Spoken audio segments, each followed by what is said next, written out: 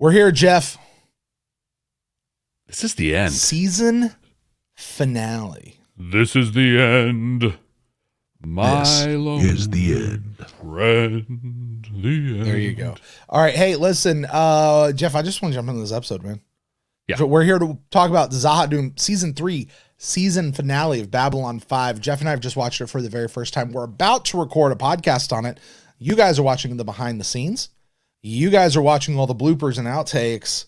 And be a lot. Do what? It's gonna be a lot this time. There might be. This, I don't think, is the most challenging recap I've had to write this season. Okay. But it probably ranks in the top 5. There's this one, and what was the last? You did the Rock, right? Yeah. Those two, this one and that one, I was just like, Yeah. thank God Brent's doing these ones. You texted me both times going, Yeah. I'm so glad you have to do this. I'm like, Well, shut up. it was funny on this one because we were planning on getting together, right? And Yeah. like, hey, let's do it at this time. And you're like, yeah, I still have to, write the recap. And I'm like, oh, maybe we should push it out another 45 minutes to an hour from where we were. Yeah. Like, Yeah. And I think I used just about every bit of that too. So, cause yeah, that was something else. Anyway, that's what you guys are getting ready to watch. Jeff, I guess we'll talk about everything then. And, you know, we'll see folks in Club 65 later. So. First time. You're new here, aren't Someday, somewhere, I'll make a difference. It's a mockery. I mean, we're not some deep space franchise. This station is about something. The year is 2023. The name of the podcast, Babylon 5, for the first time. welcome to Babylon 5 for the first time, not a Star Trek podcast. My name is Jeff Akin, and I am watching Babylon 5 for the first time.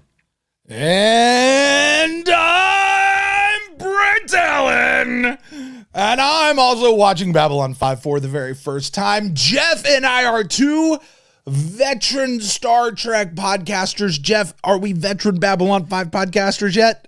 Almost there. Over halfway there. Okay. Halfway. All right.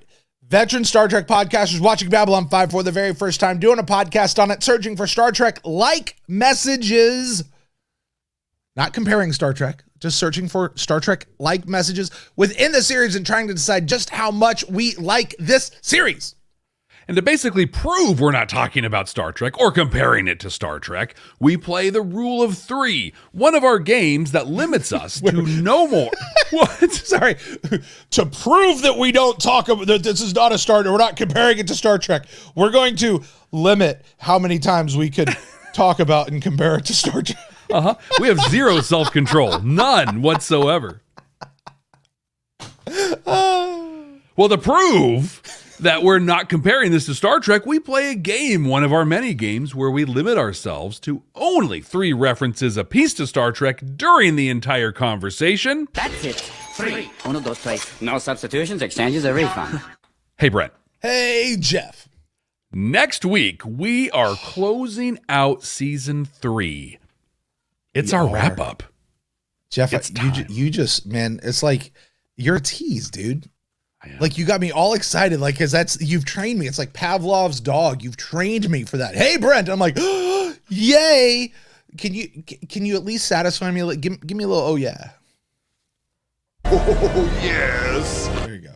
I cannot wait to hit that button so many more times. I am taking a little break from our normal sharing right here so that we can when we get into the episode, we can focus on the episode and get through it. Listen, next week, we're closing out season... I can't believe I'm saying this. We're closing out season 3. Like, we're there. Like, oh my gosh. And we're going to wrap it up just like we did with the first 2 seasons as well. And in that wrap up, we're going to do a giveaway. And this giveaway is similar and different. I would say a little more than equal, but still opposite of our prior giveaways.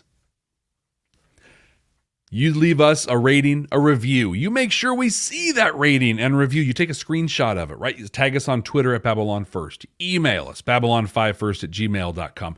Or you just leave the review. Either way is fine.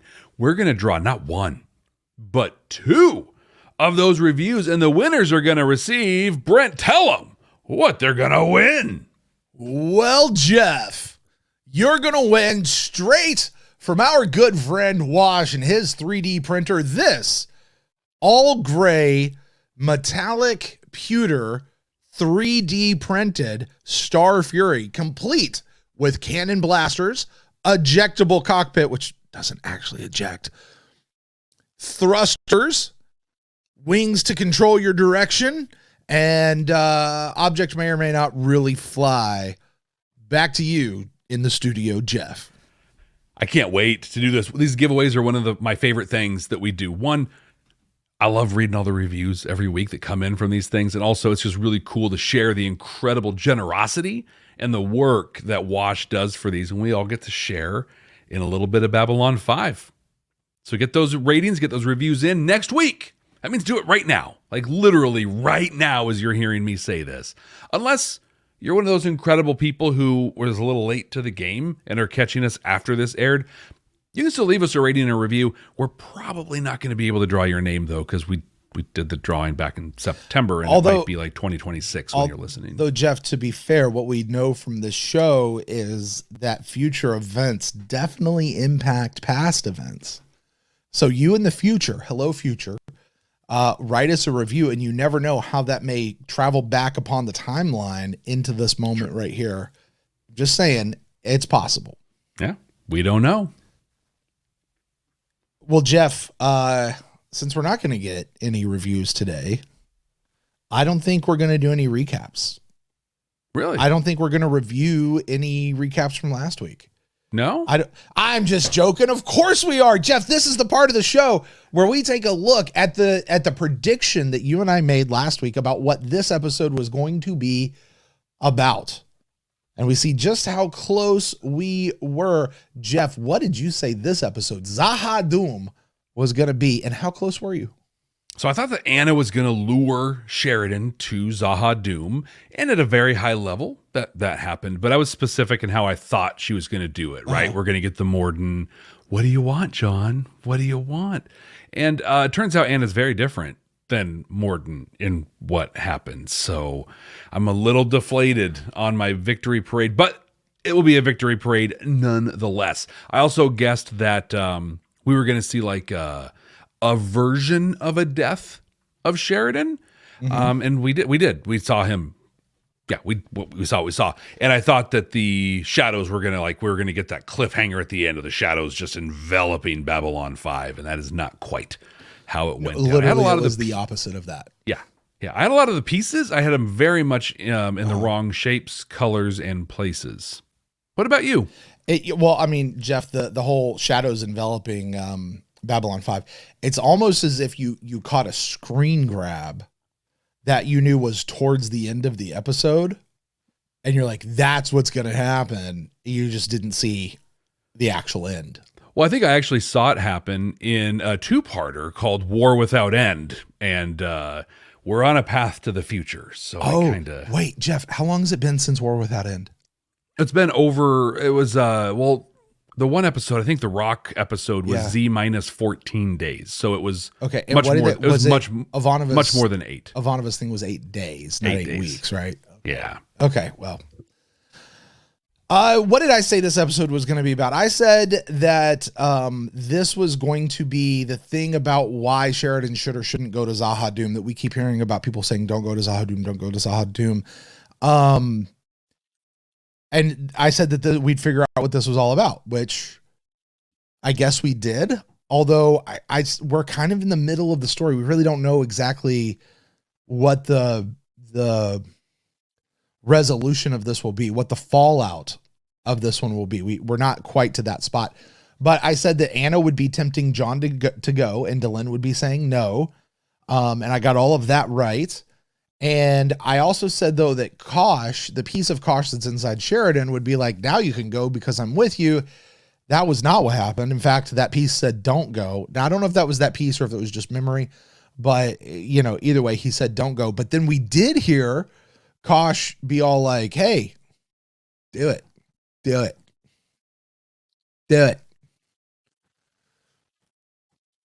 He also channeled an old Earth classic and said, might as well jump. Little Van Halen? Go ahead and jump. Whoopi Goldberg? Oh, that's Van Halen. Yeah. From Whoopi Goldberg was in that movie. What? Yes, Jump from Van Halen. I'm probably confusing it all. Yeah, you really are. There was a movie with Whoopi Goldberg where Van Halen's Jump was part of the soundtrack. And Really? I thought it had something to do with the title of the movie. That's a nice way of backing your way out of not knowing who Van Halen was. No, I 100% knew who Van Halen was. Literally listened Dive Down. Mm-hmm. Okay. Was listening to that album earlier this week. Okay. So that's fair. Well, hey, in between listening to Van Halen classics and listening to Kosh belt them out, we just alluded to a bunch of pretty wild stuff that happened in this episode. And so if people haven't watched this in a while, if they're not sure which season finale that we are watching today, or if they've never watched this before ever, Brent, why don't you let everyone know what Zahha-Dum was all about? So where were we the last time we left off? Delenn was being sweetly creepy and watching Sheridan sleep, according to Minbari tradition. That's what you do when you're in love. When suddenly the door opens, because who locks their doors at night on Babylon 5? And in walks none other than Anna Sheridan, John Sheridan's wife, who was presumed dead on Zahha-Dum, the planet of the shadows. Anna quickly dismisses the other woman, and then she lays it all out for her hubby. She's here to take him back to Zahha-Dum. There's a lot of mixed emotions about Anna's return. Franklin confirms that this is indeed Franklin confirms that this is indeed Anna. There's a little scarring on the back of her neck, but it's still her. Sheridan actually blows up at Delenn, whom he blames for keeping this from him.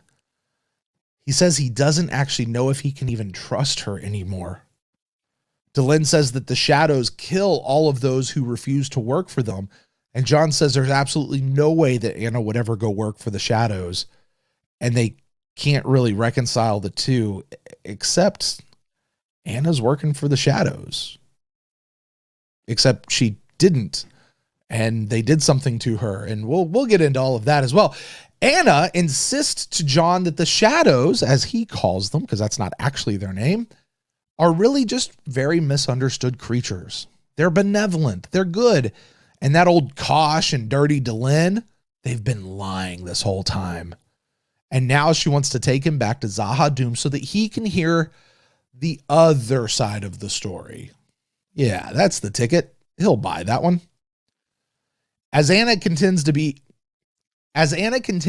all kinds of shady with John, Londo is informing Veer that he, Londo, has been promoted to the royal court, which really isn't a promotion. It's really just a way for them to keep tabs on Londo. And if he does anything suspicious, he gets a red smile. Also, Franklin has compared some of his findings on Anna, particularly those two little scar marks I mentioned a while ago.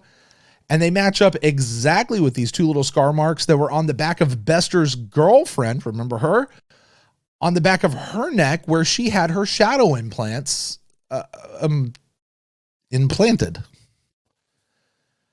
Sheridan becomes aware of all this and he still agrees to go to Zahha-Dum. But he has a little confidential job for Garibaldi. And he leaves a confidential message for Delenn. And yeah, he actually knows what's up, but he's going anyway. Flash forward to the planet Zahha-Dum. Sheridan meets two of Anna's associates. One, an old man who sort of seems to be the ringleader, Justin. And the other is our dear old friend, Mr. Morden. They try to convince John that the shadows are the real innocent ones in the galaxy. They're the same thing as the Vorlons. They're first ones. And one of only two races who decided to stay back and help the lesser species evolve. How awesome of them is that? Well, the Vorlons do it by strapping you to a religious system and putting a bunch of rules and regulations to burden you down and trying to make you peaceful. That doesn't work. You see, if you really want to help a species evolve and grow quickly, it takes conflict. It takes war. It takes fighting. And only the strongest survive. Sure, you lose a few here and there, but that is an acceptable loss. Sheridan, like us, isn't buying it for a minute. He not so discreetly pulls a hidden PPG from his sock because nobody thought to pat him down, and he shoots a shadow creature that just comes into the room. Flashback to Babylon 5 immediately afterwards, and the station has been surrounded by all the shadow ships. They're poised to take out the station as soon as they receive word of what Sheridan's choice has been. All right, flashback to Sheridan back on Zahadum.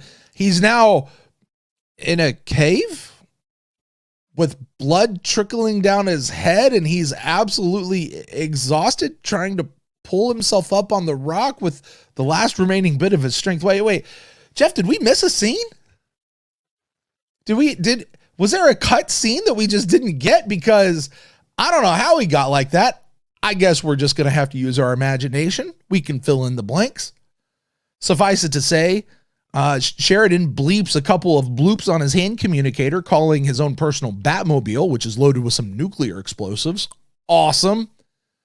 Anna tries to convince him to stay and join, but at the behest of the disembodied voice of Obi-Wan Kenobi, John jumps into the great Sarlacc pit of Zahadum, just as the white star crashes through the dome and explodes, doing enough damage to Zahadum that all those ships way out there surrounding Babylon 5 turn and bug out. Back on Babylon 5, Delenn is watching a goodbye video that John recorded just before he left. He tells her that he was going to try to stop them, and maybe in doing so, he could change the future. Except what if maybe him doing this is what caused the future to happen, and they were trying to prevent that when they said, don't go. Saying he didn't think about it all the way through. John also tells Delenn that he's gone and that he loves her. And he wanted to be with her, not Anna. She cries. Garibaldi, well, he flies a Starfury into one of those shadow ships and is taken back to Zahadum. Why? I guess we're just going to have to find out next season on Babylon 5. Jeff, what did you think of the season 3 finale of Babylon 5 Zahadum? I didn't expect almost any of this to happen. This is not at all the episode I thought we were going to get. Mm-hmm. I thought we were going to get some big battles. I thought there was going to be conflict and like that we've kind of seen in other pieces. And I feel like we've been fooled into this false sense of security in season finales, right? Mm-hmm. Both Chrysalis and Fall of Night had like a slow kind of start to them. Mm-hmm. You know, just, it's another episode. And they didn't really pick up speed. It just moved into a really fast speed, you know, for those. And so this one started out kind of slow a little bit. And I was like, okay, this is what's happening. But really this episode was some cool effects, but almost all talking. This was an episode of people talking. Mm-hmm. Now, for those of you listening or watching that have been bagging on Brent and myself all this time for watching this through a Star Trek lens, right? You're just like, you're watching this through a Star Trek lens and you're missing the point. You don't understand. You're not going to see the point. It's not going to work through this lens. We've been specially trained to not only watch episodes that are all talking, but to deeply appreciate episodes that are all talking. It totally paid off. Anna's not what I thought she was going to be, right? Oh. I thought she was going to be a Morden. I like the lore behind that. Like we'll talk about that some, but I'll just say I'm a little bit disappointed and that, you know, she was a space zombie, like you called out. I do like, though, the seeds that were sowed that said that basically death of personality was a shadow trick that was taught to Earth in there. I got some thoughts. Oh, I didn't make that connection. Yeah. Oh. So there's a whole thing where basically, like, Morden's talking about the genetic manipulation and how they made telepaths. Yeah. And at the same time, the shadows got into bed and made Psychor. Like, Psychor is a shadow creation. Is it? I think. Because they were like, oh, Vorlons are making telepaths to come get us, so we'll go control the telepaths and make sure we can keep them under lock and key. And then they use the death of personality stuff through their ships, and all the dots are kind of out there. Maybe I'm wrong, but those are the dots. That's how I connected them. Huh. I have some fundamental questions about Sheridan's actions in this one. Like, this was a great episode, but there was some stuff with Sheridan that just didn't line up with kind of what we know of him. So we can dive into those things, but I don't buy his reasoning for going, and I don't buy some of his reasonings in like what he did when he was faced with some of this stuff. But I gotta tell you, like, when they showed his gravestone thingy there at the end, oh man, like, I felt like I got punched in the stomach. Like, literally, this episode took my emotions and went, feel this, whether you want to or not, whether you believe this is a long-term death or not, doesn't matter. You're going to feel this. Because, yeah. What did you think of this one?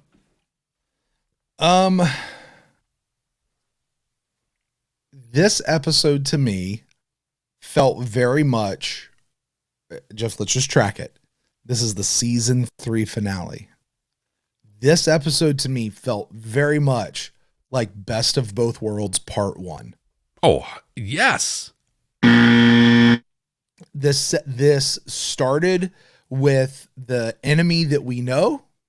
It brought them to our doorstep. It presented a problem. It took our captain, it took our hero and pulled him off of the ship and put him into that situation. And at the end, we leave him falling down the pit. We have no idea what actually happened to him there. We presume he's in the next season, right? Like, I mean, this episode ended about as well as Commander Riker saying, Mr. Worf, fire, and then cutting the episode to go, oh my God, what happened? What's going on with Garibaldi? Where is Sheridan? Because we know something's got to give with him. This whole thing just seems effed. You know what I mean? Yeah. And this is exactly what I said. This part of the story everything has to go to hell in this part of the story so that the falling action side can be, how do we get out of it? Right? Like, we get up to this mountaintop. Now we gotta get out of it. Doesn't mean the show's over. Doesn't mean that things are going to decline. It just, in that narrative piece, to send us back to status quo by the end of the show. So I quite enjoyed this episode. I don't have a lot of notes off of this episode at all. I really don't. I don't even have much in the way of Star Trek messages, and I feel like I should. Yeah. But I don't. This was good TV. It was a great watch.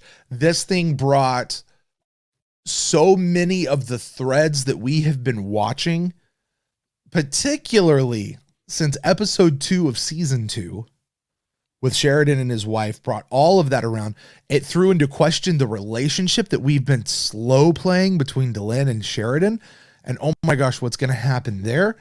We pulled on when Sheridan is talking to Garibaldi saying, I need you to do this. This needs to be confidential. Sheridan's playing this big, tough, I'm pissed off at everybody kind of a thing. And Garibaldi turns around and goes, are you sure? And he goes, next time I see you, let's talk about the weather. And the very next time he's like, hey, weather's all sunny over here. And you're like, dude, that's code. They just spoke. Oh, Sheridan's in. He knows what's happening here. Like I loved this episode. This was a great season finale.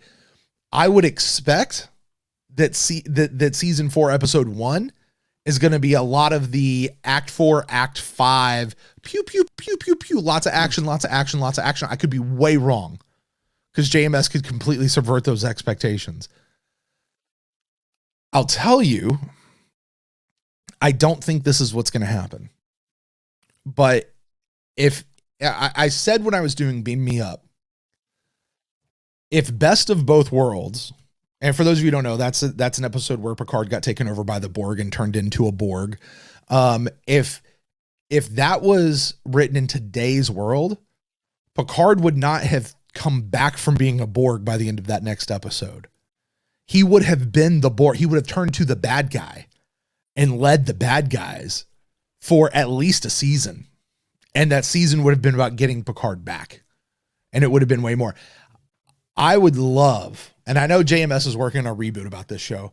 I would love if they do that and Sheridan goes through this, that he actually is turned into Shadow Man or whatever, and he becomes the bad guy.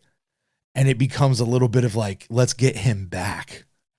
Like that'd be I don't, that's not at all what's going to happen, but oh my gosh. I can't wait I'm mad at you right now, Jeff, that you're going to make me stop and do a freaking season 3 recap instead of let me go watch this next episode.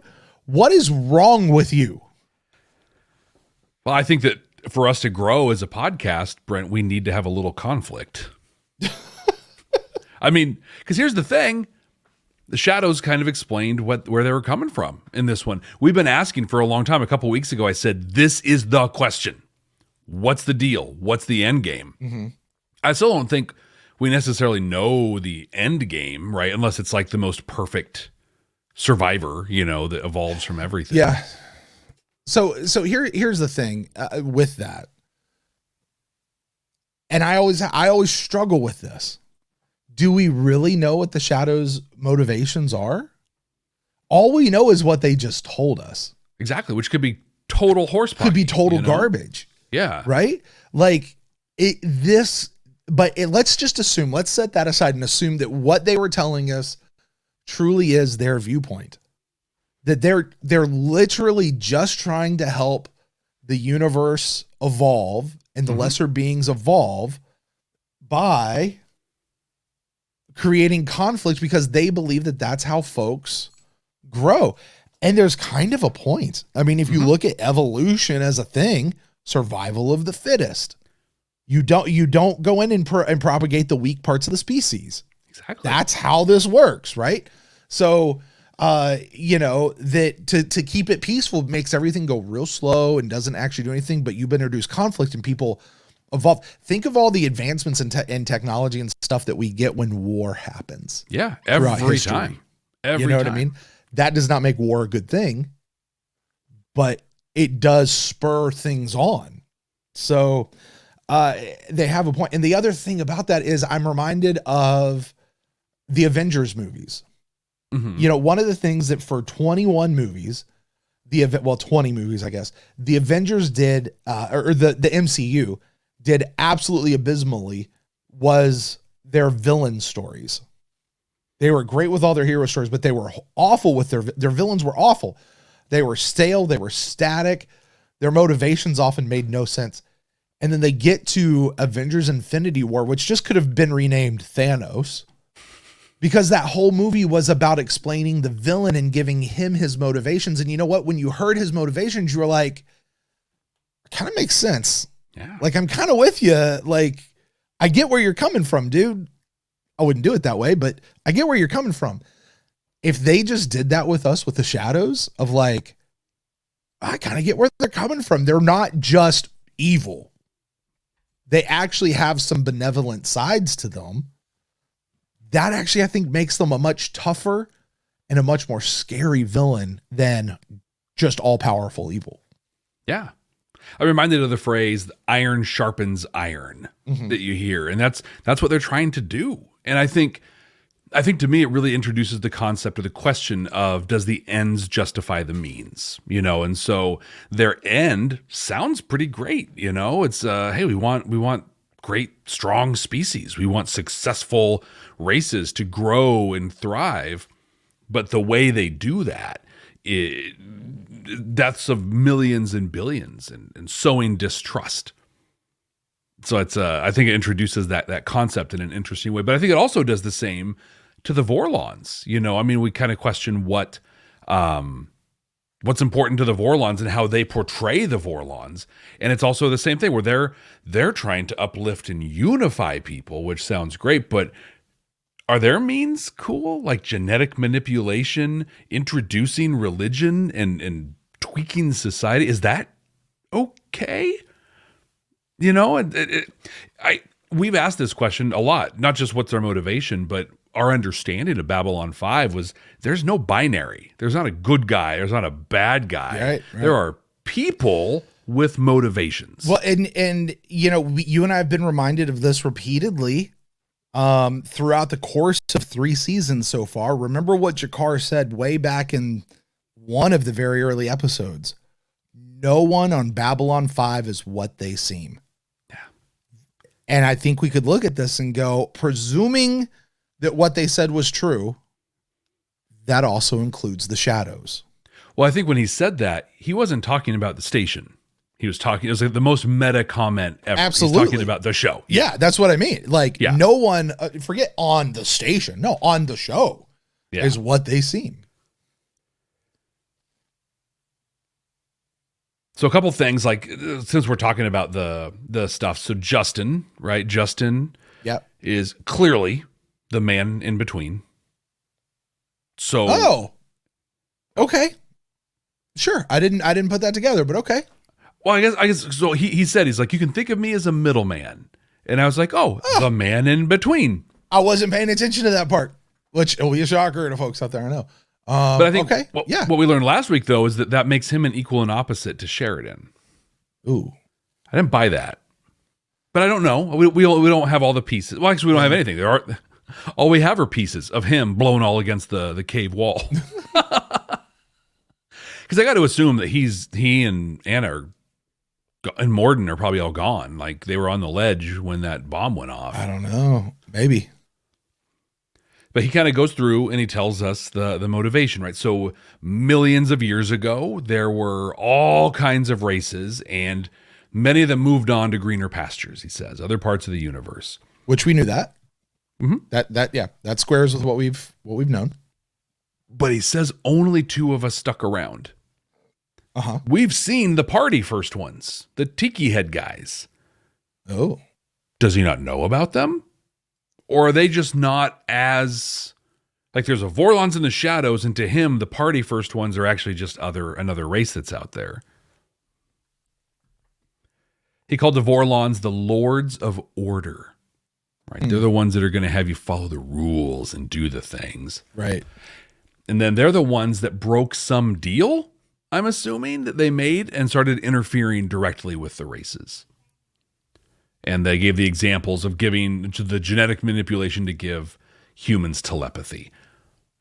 And so but then knowing the Vorlons have this history of interfering with us, and the shadows apparently have been around for a while also, watching this happen and forming Psychor, or at least influencing Psychor, if nothing else. Right. Have you ever heard, are you much of a conspiracy theory person? No. When I was in, like, they're fun to listen to. Yeah. But I put 0, like, my favorite conspiracy theory of all time is that the entire catalog of Pixar movies is one big shared universe. Yeah. Yeah. Yeah. Well, there's that Pizza Planet thing that, like, binds Well, all but of there, them. but there's a, like, they'll go back and put the whole show in a chronological timeline order. And actually, like, okay, so here's what happened, and then this happens, and this goes here, and humans fell here, and superheroes rose here, and the destruction of humanity happens here, which gives rise to these intelligent machines, and this actually happens way in the future after humanity is wiped off the face of the earth. And I like it. It's a cool, and then there's, like, you get to this part, and it actually wraps all the way back around and starts the whole process from the future. So it's kind of the cyclical, like it's a cool little thing. So I like it. I would know that's conspiracy theory, but you know. There's another fun conspiracy theory that like thousands of years ago, or hundreds, like in the early days of tribes and things in Europe and whatever, fighting each other and forming modern societies. Well, in this one they said it's 6,000 years of recorded war on Earth, and so like in that time frame, there's this theory that these beings came to Earth that are reptilian. Okay. And they've been interbreeding. The royal families of all the countries that are out there are actually trace their ancestry back to these reptilian aliens that have come and are forming Earth in some certain image for whatever. It is a deep, deep conspiracy. Like if you go look at this, there are rabbit holes that you will not come out you will come out a changed person from. Like it gets it gets wild. But on surface level, it's kind of funny. Kind of look at it. I wonder if the shadows are the reptilians, and like all those. For the people out there that are listening and watching who are like, I know that conspiracy, or who believe it. Hey, that's fine. It's fine. We don't know, right? We don't know, and we appreciate your work and your YouTube videos going into deep detail on those. Not going to watch them, but I appreciate your effort. But my addition to your little conspiracy theory potpourri is that it's not reptilians; it's shadows that are doing that stuff. And the Matrix is real. But I wanted to say, I think I've boiled down the entire Vorlon and Shadows conflict. It's the Federation versus the Terran Empire. You know, Jeff, I'm not sure where this was, but I seem to remember something in a previous episode of somebody saying that the Shadows and the Vorlons were really just two sides of the same coin. Sounds familiar. They're kind of the same people. I can't quite put my finger on where Rings or a bell. whom I Rings may a have bell. heard that from. Rings a bell. I think you're making it up though. I don't think that actually happened. Pretty it was sure you. It did. I think you said that. I'm pretty sure I did. Yeah, you did. I'm pretty sure that I did. Why? Because it makes narrative sense. Uh-huh. And again, I go back to sometimes you can subvert expectations, but most of the time, if you set it up, you got to pay it off. And if you pay attention, now, and you know who's better than this at this than I am? Is my wife. Yeah. My wife is, do not watch like a murder mystery with her because she's got it figured out within like 9 minutes of the episode. Like they did not give you that information. Stop it. And she's got it. And you ask her and she's like, it just made sense. Like it's the idea of telepathy, that it was imparted to the races as a weapon against the shadows by the Vorlon. Yeah. Like this is not evolution coming to pass. This is genetic manipulation on the part of ancient gods, to be frank with you. Telepaths are GMOs. Right? But here's my problem, right? I've been talking about this telepath thing for a long time now, where it's just like, how did no one know this? How was this a revelation for everyone?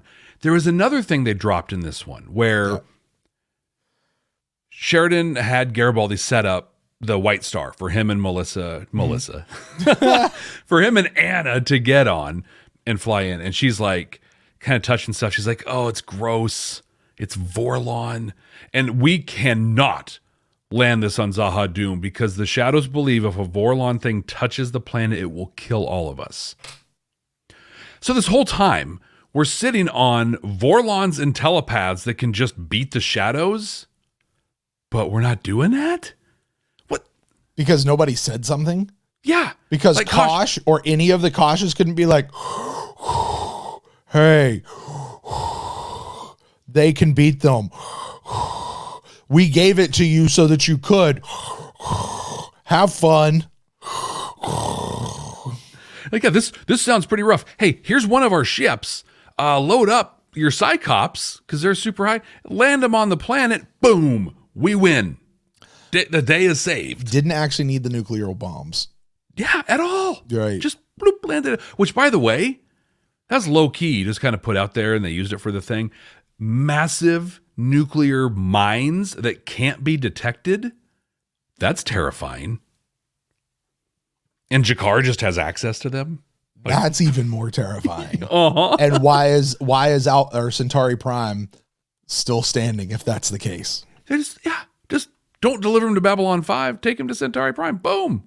Right. Literally every problem on this show could be solved if people would just say, hi, yeah, I got the thing right here. You're right. Here you go. Right. So I have a theory, Jeff, and this isn't going to make much sense to you, but one day it will. Okay.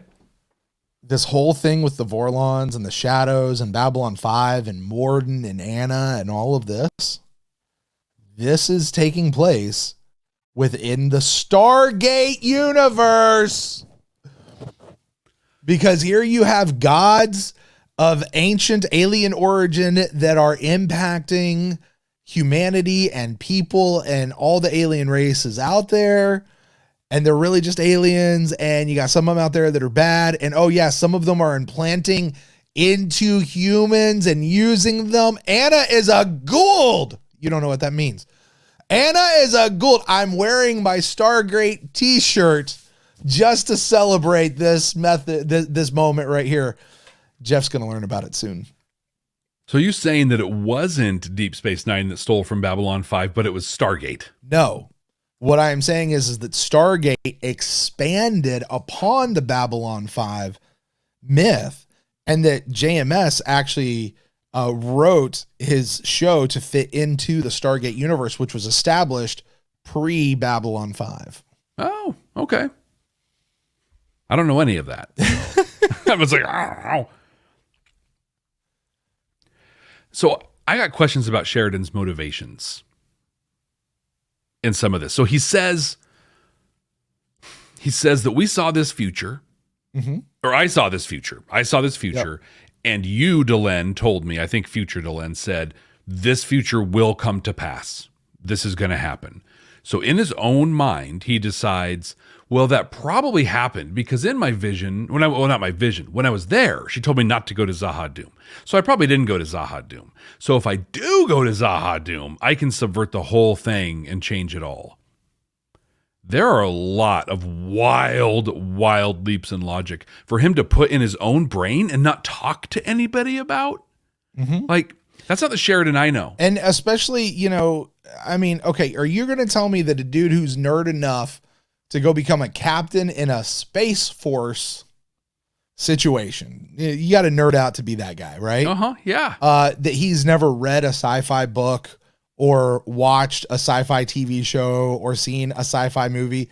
Because let me tell you what, the rules of time travel are always the same. Changing the past irrevocably changes the future, and you can't do that because you're going to mess some stuff up. And even as bad as it was, apparently he never saw City on the Edge of Forever. As bad as it is, you still got to let it happen. Otherwise, the Nazis take over.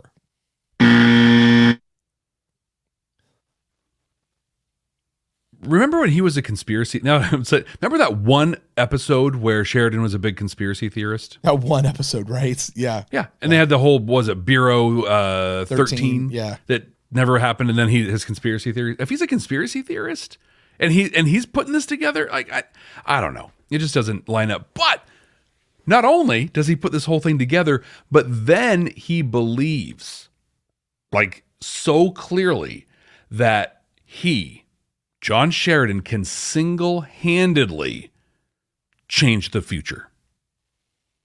Well, he's the one. He's one third of the one who is one of one. Yeah, but he's I tell you what he is. He's the Babylon 5 in this episode, only in this episode. He's Captain Kirk. Oh, there's a massive interstellar, intertime bad guy thing here. I got it. And I got it. We even got him with his shirt off in one part of the episode. We did. And I'm always here for that. Yes, well. Yeah, I don't know. I feel like what led him to Zahad-Dum doesn't check out with what we know of him. Yeah. Well, Sheridan was an interesting case in this particular episode, and I'm not sure that I tracked fully with where he was at any given moment. He wakes up and there's Anna staring him in the face. Come back from the dead as far as he's concerned. What in the world? Jeff, do you remember the movie Castaway? Yeah. Tom Hanks. Did you watch the movie? I did. I was working in the movie theater when that came out. There you I remember go. it well. So one of my favorite parts of that movie, because most movies wouldn't do it this way. I know where you're going. My favorite part of the movie, one of my favorite things, is when we get to the end. Hey, spoiler alert for anyone who hasn't seen Castaway. Fast forward by like 30 to 45 seconds. You ready? 3, 2, last chance, 1. When he comes back from being stranded on the island and he meets Meg Ryan, his wife, from 54 different movies. She has been his wife in every universe that Tom Hanks has ever been in. You know what I mean? But she, in the time that he was away and assumed that he was dead, moved on, married, established a life, and had kids with somebody else. He comes back from the dead for her. And she clearly still loves him. She clearly still has those feelings for him. And at the end, she chooses to stay with her family, not go back with him. Was that fair to him? Probably not. Was that fair to her? No, it was not. But it was the situation they found themselves in. She had moved on. You know what I mean? Mm-hmm. And he got to go on about his way. Sheridan has moved on from Anna. That I totally 100% understand. When he first sees her, there's this shock. Yeah. And Delenn goes, well, I better get out of here. And she's like, yeah, you better, because I'm going to talk to my husband. And Sheridan's like, what do I do? Okay, I'm going to have this conversation. I 100% understand Sheridan blowing up at Delenn. Yeah. What do you mean? You didn't tell me. You didn't give me the choice. You guys made this choice for me. Now, on the other side, they were doing what they thought was best and some other things. And based on assumptions that were backed with their experience. And honestly turned out to be true. Ultimately. Because if you didn't, and I mean, they told it to you. If you didn't serve the Vorlon or the shadows, you were killed. Well, Anna would never serve the shadows. Okay, so she was killed. Yeah. And then they stuffed her into a thing. You just missed that part. Oh, but we found that out several episodes ago. Mm-hmm. And that was when they talked about that. That's when I came back to you, I think, and I was like, Jeff, you might be right about that whole thing. Right? That Anna didn't go Morden, because I don't believe that Morden is a space zombie. I think Morden just said, hey, I'll do whatever the heck y'all want. Think keep me alive and give me some power? Cool. Yeah. Justin might be a bad dude, but I don't think Anna was that. And turns out that's actually exactly what it was. And this Anna that we see is not the Anna of before, you know? And at some point, they don't show us when, Sheridan goes, that's not my girl. Now I'm sitting there the whole time going, I don't trust this girl as far as I can throw her. Nobody did. She is trying to manipulate you. She is trying to get you to do stuff. And he goes along with it for whatever reason. And he's let Delenn have it, and he didn't go back and apologize, but he's got to maintain his ruses. This is like 3 episodes in a row, Jeff, where people have had to maintain their ruse. Yeah. But he leaves her a video message for later that says, look, I know what I'm doing, and this is why I did it, but I love you, and I wanted to be with you, not her, because she's dead. She's not here. Oh, hey, by the way, I'm going to set this whole thing up with Garibaldi, but I'm going to be mean and angry when I talk to him about it. Which, was he just playing for the camera? Because nobody else was in the room at the moment. Yeah. As soon as Garibaldi looked at the little pad, he was like, wait, this is what you want me to do? It's like, confidential. Don't tell anyone. And next time we meet, we'll talk about the weather. Right. You got it? You got it? Huh? For the people listening to the audio podcast out there, I just went wink, wink, wink, wink. Like, And then John goes out and you're sitting there going, okay, he's following her. He's agreed to go with her. Not necessarily to hear the other side of the story. He's trying to figure out what the heck's going on with his wife's body, apparently. Right. And he gets out there and, hey, you got to give me your gun. He's got one hidden in the leg. How did they not pat him down? Know what was going on? She apparently didn't know him that well. How did you not see him reaching for that thing? He's like, subtle. Don't mind me as I reach down as I here. pull my pant leg up and expose everything before grabbing it.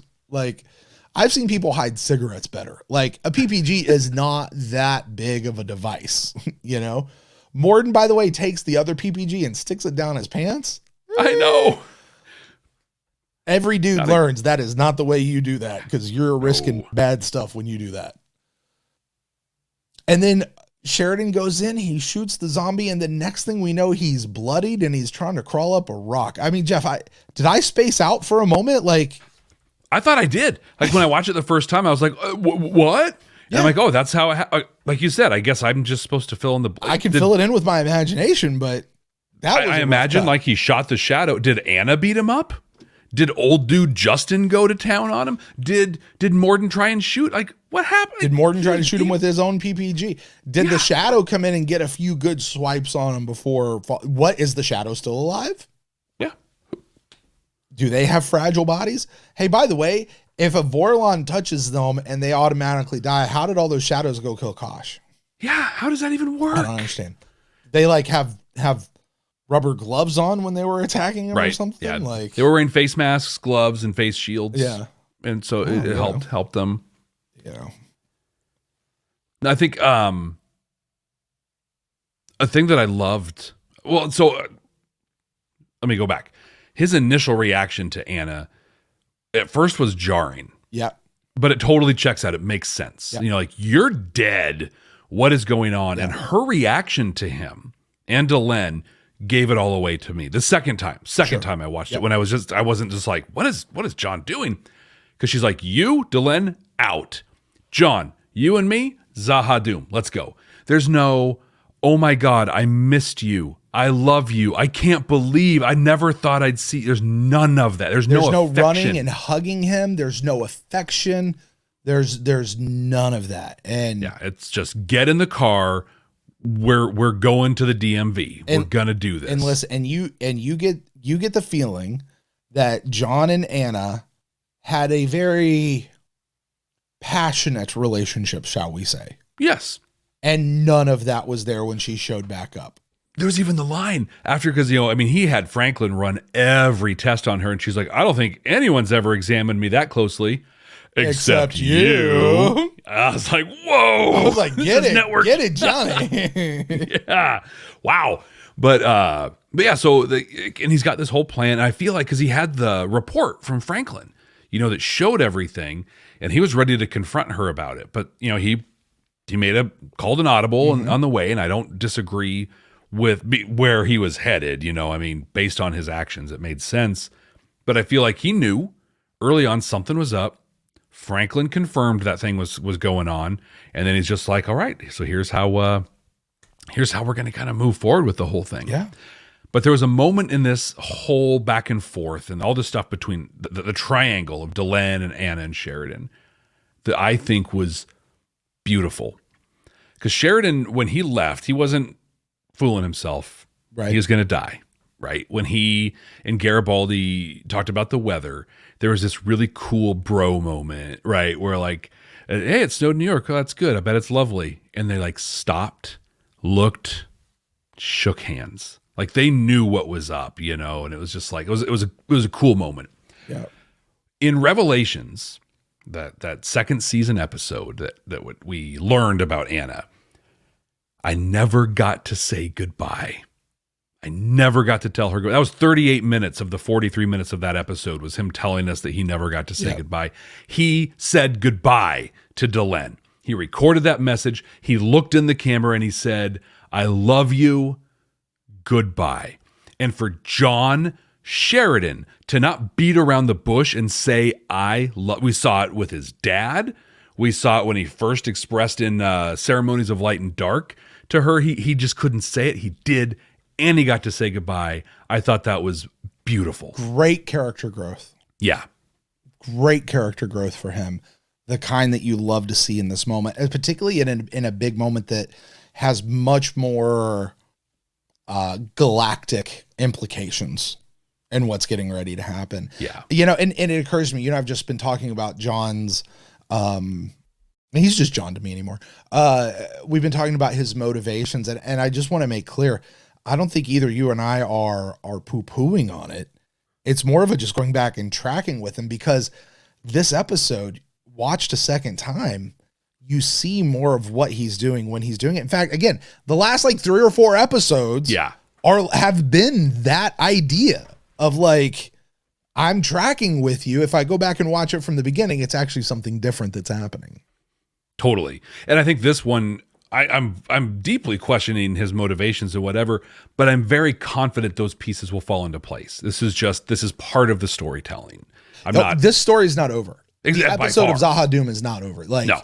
Whatever the next episode is in season 4, and I don't think it's going to be a part 2 of this, but it's got to, and it'll probably pick up 8 weeks later, 6 weeks later or whatever, but it's going to do something for what we got. Because don't forget, he shook Garibaldi's hand, but Garibaldi went out in the Starfury, clearly got himself taken.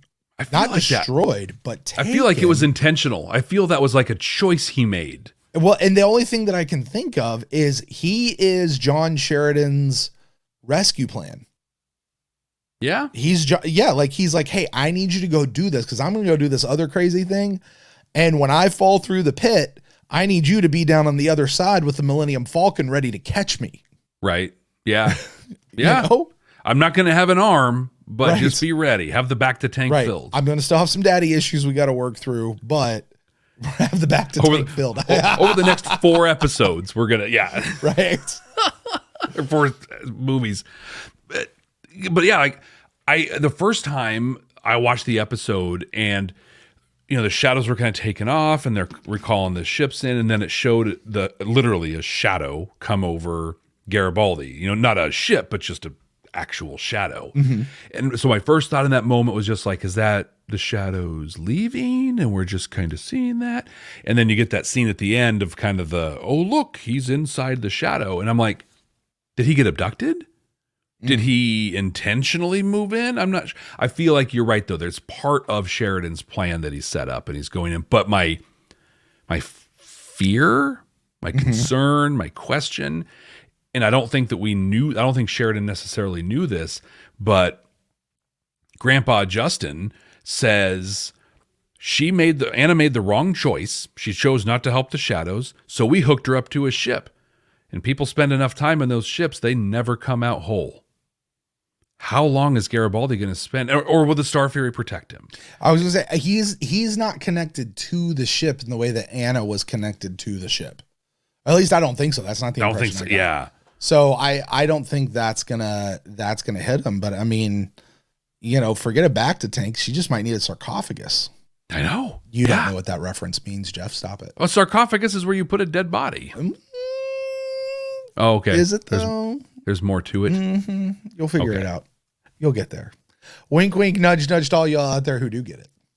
So my last big note that I have on this one is, and I feel kind of like an idiot. Like this was a realization I had, and I was like, how did I not do this math before? So Sheridan jumps. He listens to Kosh. Mm-hmm. He jumps. He dives down into the Sarlacc pit. I love that you used that reference. That was so good. But he goes in, and the whole time, okay, so he's going to die, but he's not. He's not going to actually die. Something is going to come out, and he's going to emerge different and changed. And then I was like, who else jumped or fell and then came out different and changed in a property that JMS is a huge fan of and has referenced throughout this whole series? That's Gandalf in Lord of the Rings. Yep. You know why I feel like a moron? Do you remember the name of the place he was when he faced the Balrog? It was not Zahadum. Khazad-dûm. Wow. Yeah. I'm just like, wow. But he, Balrog, he went in and Khazad-dûm on the bridge. He went down. Oh my gosh, Gandalf's dead. It's Hosa. And then Gandalf the White emerges. Stronger and more powerful, more wise than ever. Clock's ticking on Sheridan the White, or whatever. I was going to say, let's draw this back to what Delenn said in the future, back when we watched War Without End. She's like, yeah, we won, but at a terrible price. What if that price was Sheridan? And whatever this version is of Sheridan in the future that we're seeing is some resurrected form of Sheridan. Do you remember what Londo said to him when he first woke up? Like, he woke up in Londo's thing, and Londo says a thing. Do you remember what that was? No, what was it? Welcome back from the abyss. Huh. Interesting. I don't know if there's any tie, yeah, but it's sure interesting. Yeah. All right, so let's sum up where we are here. Shadows and Vorlons. Let's get the history of what's going on. Shadows and Vorlons are both part of the first ones. Yes.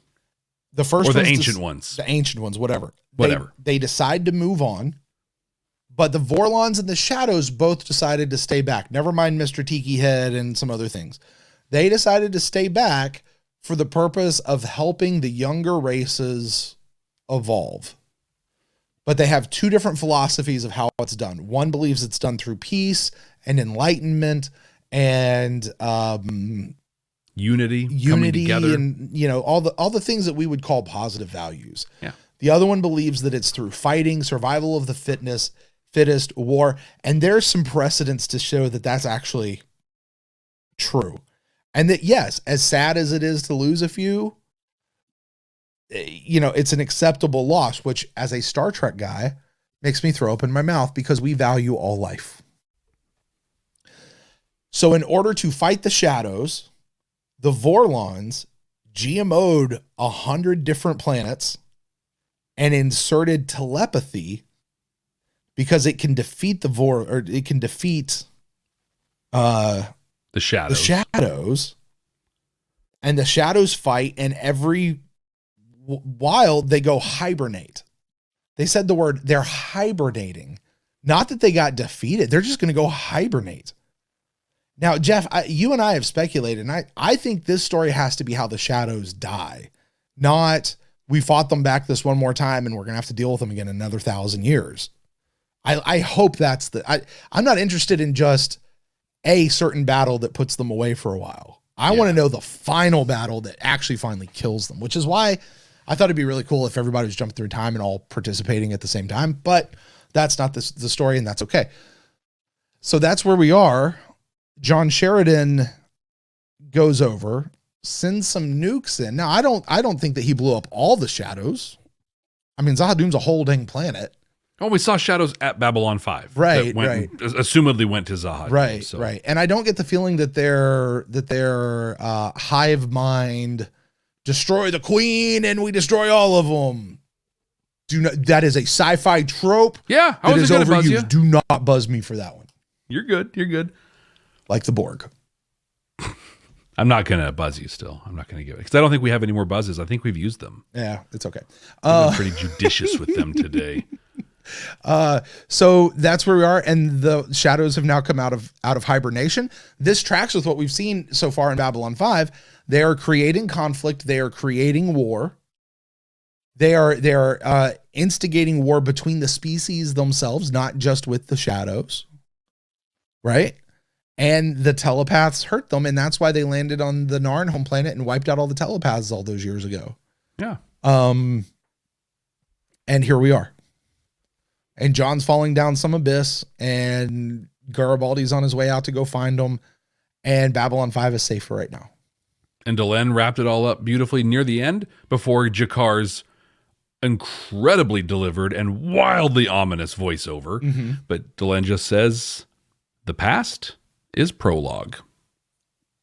And here we are. That's a Star Trek reference. Babylon 5 just made a Star Trek reference. That's a Shakespearean reference. Yeah, well, Star Trek is Shakespeare. But what's he say? What does Jakar say?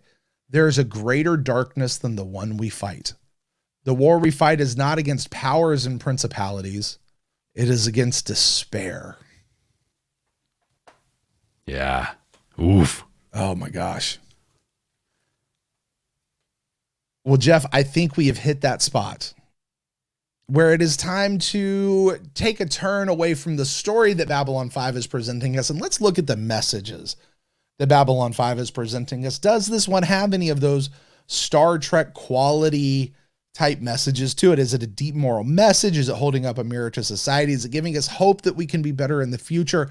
Jeff, I'm going to rate this on a scale of 0 to 5 deltas as far as how Star Trek this episode is. You get to rate this on a scale of 0 to 5 Starfuries, is just how much we enjoyed this episode. Jeff, I'm going to be quick about this one. I didn't really have much. I could pull threads and make it happen. This was about a story. I'm not giving this one any deltas. None. That's not a slam on the episode. No. This was an episode that was about the story of Babylon 5 and the history of the shadows. This was not about any messages or delivering that sort of stuff, a la several Star Trek episodes that we've seen before as well. So for me, it's no deltas on that level, but you get to tell us how much we enjoyed the episode on your Star Furies. Jeff, what you got? I do. And one of the things we've been talking about quite a bit lately is Babylon 5's ability to deliver a Star Trek message, just how it does so. And I think that what I noticed in this one, just kind of as a commentary on the 0 delta rating, that I don't disagree with, but it's that the threads that we would pull are the introduction of topics, the introduction of themes that have not yet played out. Right. This Delenn, and I brought it up in the end there, the whole past his prologue piece, because I think I've said that, I don't know, 47 times so far through this. And oh my gosh, this is it. Like, now we're going to get started. Oh, nope, this is the one. Now everything can get started. I got to think this is the one where now everything's going to get, because they literally said it. That's what past his prologue means, is everything that's happened to this point has been a prologue. Now it's time to really get down to the nitty gritty. Season 4, Jeff, has to be a banger of a season if that's going to be the case. Yeah, it's going to be wild. It's going to be wild. Yeah. But this one, I'm going to make this one quick also. I was on the edge of my seat throughout this episode. Even though this was a lot of talking, it was engaging. They introduced new concepts. They answered questions. They presented new ones. This was an excellent, amazing season finale. This episode, like I said earlier, this episode made me feel feelings. Like, it hit me in the emotions. And that's wow, it's huge. This is 5 Star Furies. 5 Star Fury episode, period, end of the day. I do not disagree. Jeff, if I could bring one more piece back around that we didn't talk about, piggybacking off of your what's past is prologue. Everything that has happened up to this point is prologue as we head off into the future. But what did Delenn also say? We Minbari have another saying. What is past is also sometimes future. Yes. And what has happened in the past, in their past, war with the shadows, defeating the shadows, great sacrifice. Maybe we're going to see Valen come back. Maybe we're going to have to reach back into the past in order to go forward. That would be so cool. I would love that. Oh, you just want that multi-time point war so bad. I really do. You're not joking. I absolutely do. I have no qualms about saying that. Well, Jeff, with that, just like last season, we are creating the absolutely 100% completely accurate and definitive ranking of the 3rd season of Babylon 5. This was a 5 Star Fury episode, Jeff. Where do you place Zaha Doom? It is up to you to give us the final ranking of the season. Where you place this will affect every other episode below it. Our current top 5 is War Without in Part 1. I'm sorry, War Without in Part 2. Number 2 is War Without in Part 1. Severed Dreams, Point of No Return, and Ship of Tears. All fantastic episodes. Does this one crack your top 5? Or where does it go? I think I've said this every time I've had to rank that this is hard. This is really hard. And this season is hard. So like, as I'm looking at this list and I go down, because you're like, that top 5, those are all great episodes. And then so is the top 6, 7, 8. Like the first time I can even poke a hole in an episode is number 11 with Gray 17 is missing. And that, and even that hole, like you strongly justified, in ways. And so it's like, well, where can I really start poking holes in? Okay. I can get down to number 5 with Seek Transit Fear. And that's where I can start. 15. So 15. Yes. Yeah. Thank you. Number 15. This was oh my gosh, this season is great. Okay. Yes, it's top 5. Yes, it's top 3. Yes, it's top 2. Is it the best episode of the season, Jeff? Brent, it's the second best episode of the season. This is my number 2 for season 3. War Without End, as a whole, but specifically part 2, and the way that it matched up with Babylon Squared seamlessly. Yeah. That was our favorite episode out of the first season. It was. Yeah. I loved War Without End. I love Zahadum. Not the planet. Not the planet. Not the place. But the episode, it was fantastic. War Without End Part 2 this is our number 2 episode. Yeah. And Jeff, we'll have to have a real conversation about this when we get to the season wrap up, where, do we do something where War Without End Parts 1 and 2 sort of combine? Or do we do something where that little trilogy, Messages from Earth, Point of No Return, and Severed Dreams, do those combine? Because those were really one story. Yeah. You know what I mean? Like, is there something about, and I don't think that's cheating. Like those are a story. Or do they all stand on their own? I mean, Ship of Tears came in and kind of broke up that little trilogy right there. Just as Zahadum has just broken up this little duology of War Without End. I'm excited to see how this goes. I think you're right. If I had to look at the entire season, my favorite single episode would be War Without End Part 2, but really it's the War Without End duo story. Yeah. Which Jeff, if people out there are they've shot it as one movie and just showed it on the same night, I wouldn't be shocked at all. At all. But I mean, War Without End was absolutely by far my favorite episode, but Zahadum is right there. And then you punch that 3 where Babylon 5 makes its independence from Earth, like so strong. And Jeff, that right there, that's like 6 episodes. Yeah. Right there. Right.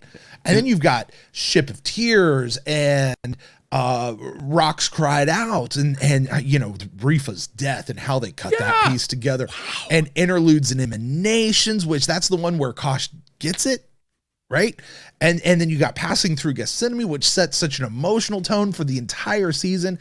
You got Shadow Dancing, which was last week's episode, which is just it was just a good episode that set us in. You had Gray 17, which, the horror side was goofy as all get out, but the other side of that thing with Naroon and Delenn was top-notch quality TV.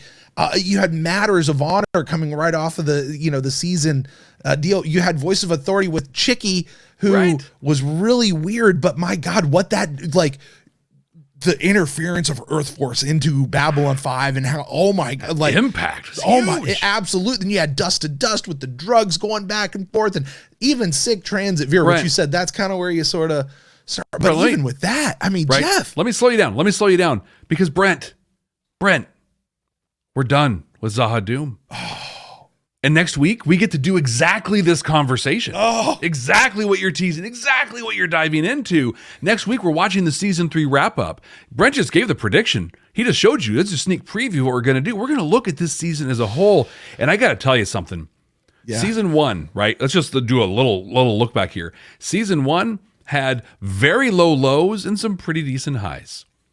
Season 2, right down the middle, right? It had I'll say it had some garbage in it, and then it had some of the best television we've ever seen. Season 3, with one single exception, has been incredible. It's been a great season. So good. It's had maybe a couple of okay episodes, like its okay episodes are like some of the best episodes from previous seasons. Like, exactly. This was 1995, 1996 that this season aired. Yep. You had, there's 22 episodes. You got to have those quote filler episodes that they still put some stuff into, except for one that could have just never existed. But the other ones, even like Exogenesis, here we go. I'm doing exactly what I told you to I cut you off on, but Exogenesis is kind of like, whatever. It was great. It was a great episode. It was a bug episode. What nobody likes, but when we did Infection way back in season 1, we're like, oh God, it's this episode. Yeah, not this. I know this episode. Oh, and it was an awful episode until 27 minutes in, and then it turned on a dime and was like, wow, that's actually a really good episode. This is so good. Well, we're going to have all these conversations next week, so many more. And we're going to have the giveaway for all of you that have left reviews that have gone during this conversation right now and popped into your podcatcher and left a review. You're in the drawing to get one of those Starfuries. Listen, thank you so much for joining us today as we discussed the season 3 finale, Zahadum. If you haven't already, please follow, subscribe wherever you're listening or watching us, and go now. If you haven't, for whatever wild reason you have not left a review, go do it now. Hey, Brent, until next time. Hey, Jeff. Yeah, Brent. So something we didn't talk about earlier in the episode that we got to clear the air on, and I just need to know for my own heart's sake. You'd never recast me in a future season, would you? Well, Jeff. I mean, like, Jeff. dude, hey, look, it is what it is, man. Like, it is. Like, yeah. Peace, victory. Hey, and long life. It's my first time. You would recast me? No. You know what my favorite thing about our podcast is? What's that? You. Oh, thanks, Jeff. Yeah, you are. Thanks, Jeff. You're not so bad yourself, man. Thanks. I think we were talking about this a little bit a week or two ago, and it's like, I don't want to downplay the amount of work that this creation is for both you and me. You know, the editing, the reaction videos, the interactions and stuff. Like we work, and work by its nature can grate on you. In fact, we have caught ourselves getting into some negative headspaces the last couple of weeks and sharing that with some of you here. And I'm sorry. I apologize for doing that. That wasn't fair of us. But when we were talking about it after last week, it really hit me like my favorite thing of this is popping on and just hanging out with you. I agree. It's one of the things I love about podcasting in general. My last show with Matt, when Matt and I first started that show, we were more than acquaintances, but I wouldn't say we were like super close. But over the course of that show, because as you know, there's always the hour before the podcast before you hit record, and then there's usually the hour after you stop, right? But it was through that and those interactions that Matt became truly one of my best friends. You know what I mean? And he comes down here to Florida. He lives up in Wisconsin. He comes down to Florida about 3, 4, 5 times a year. He's always stopping here at the house. He's the kid, like the kids are always excited to see him and his wife when they come down. We clear our schedule to make sure that we're able to go hang out. And, you know, Matt and I are still working on some projects together. You know, and our last show is still running out there. So and we've got new projects that are coming. Look, oh, Jeff. Oh, I got to talk about it later. Okay. But yeah, coming out this Christmas, Matt and I have a book. Our project is a book. Yeah. And it'll be out for Christmas this year. Yeah. That's so cool. Yeah. We're so excited. So excited about it. So, assuming we can get it through the printers and everything, but, oh, wow. Yeah. So I'm excited. And it's based on Skylanders, which is a thing Matt's been into, and he's kind of gotten me over into it. And it's been a great project. Anyway, I say all of that to say, Jeff, one of the things that I've truly loved about this podcast, before you and I started this, we were little more than acquaintances. Been a guest on each other's. Well, you were a guest on mine. You don't have a space to be a guest on yours.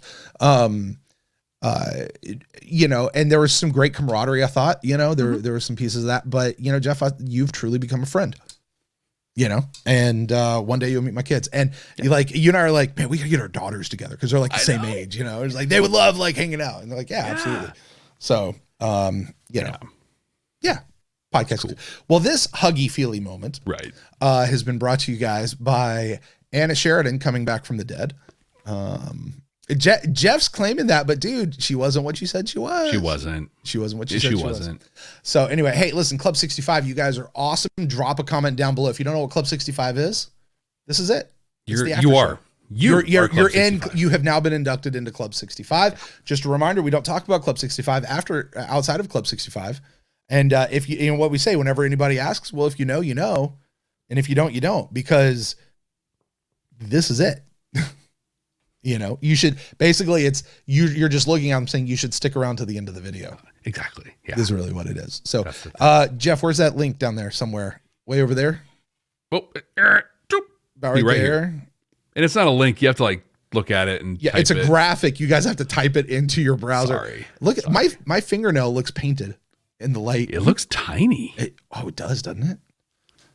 It's a weird like fisheye thing going on. It does, doesn't it? That's just weird lighting. Anyway, so you guys make sure you do that. Jeff and I don't get any money out of that. It's just something fun to do. But if you do get some gear, snap a picture and tweet at us. We'd love to see it. But with that, Jeff, let's get out of here. We got a season wrap up we got to do next week. It takes a lot of work for us to get ready for those. Like it does. Our last one was, I feel like it was like 47 hours long, but it was like 2.5. Yeah, we're gonna do what we can to trim that this week. Yeah. But you know, though, actually, this is probably the one good thing, and I don't like it, but I do, is there's no episode this week. Yeah. Like I don't have a reaction video I have to do this week. Oh yeah. You know, and it is a little breather in between. So yeah. And you know, we're here at the start of football season. My kid's playing, and you know, the NFL's back on and all that sort of stuff. So you know, let's go. And plenty to eat up the time. So it's all good. Yeah. So all right, we're gonna get out of here. Thank you guys all. rock. We'll talk to you later. Bye, guys.